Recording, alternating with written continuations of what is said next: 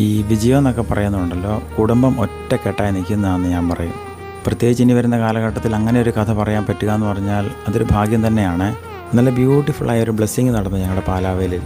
ഇത് ലോകം അറിയണം, കാരണം ഇതൊരു കുടുംബത്തിൻ്റെ വിജയമാണ്. പഠനവും ജോലിയൊക്കെയായിട്ട് മക്കളൊക്കെ ഓരോ സ്ഥലത്തൂടെ ആയിരുന്നേ. എന്നാൽ ഈ കടയുടെ ഉദ്ഘാടനവുമായി ബന്ധപ്പെട്ട് അല്ലെങ്കിൽ തലേ ദിവസങ്ങളിലൊക്കെ അതിലേക്ക് യാത്ര ചെയ്തവർക്കറിയാം ഈ മക്കളൊക്കെ എന്തുമാത്രം സപ്പോർട്ടായിട്ടാണ് ആ അപ്പൻ്റെ കൂടെ നിന്നതെന്നുള്ളത്. ഒന്ന് പറഞ്ഞാൽ സെലിബ്രേറ്റ് ചെയ്യേണ്ട നല്ലൊരു മാതൃകയാണ് ഈ മക്കൾ ലോകത്തിന് തരുന്നത്. ഞാൻ ഓർക്കുന്നു, ഒറ്റയടിക്കല്ല ഈ സ്ഥാപനം ഇന്നായിരിക്കുന്ന അവസ്ഥയിലേക്ക് വന്നേ.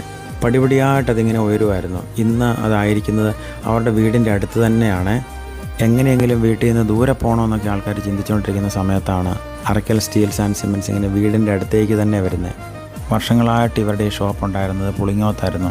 അവിടെ നിന്നാണ് പതിയെ ഇതിങ്ങനെ പാലാവിലേക്ക് വരുന്നതും ഇവിടെ ഒരു വലിയ സ്ഥാപനമായിട്ട് ഇതിങ്ങനെ വേര് പിടിക്കുന്നത്. 2 നിലകളിലായിട്ട് ഒരു വീട്ടിലേക്ക് വേണ്ട എല്ലാ സാധനങ്ങളും അവിടെ ഉണ്ടെന്നുള്ളതാണ്.